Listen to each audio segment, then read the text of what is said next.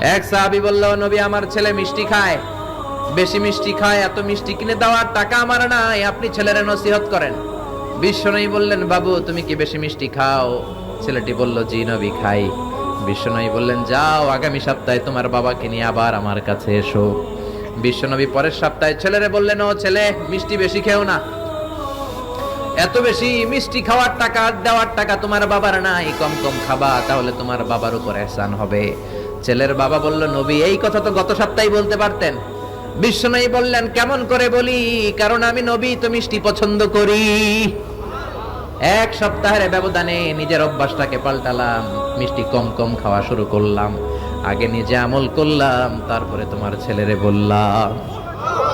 সুবহানাল্লাহ। বাড়িতে যে কি রহমতের নবী, কি বরকতের নবী, নিজে কিছু আমল না করে অন্যরে বলতেনই না।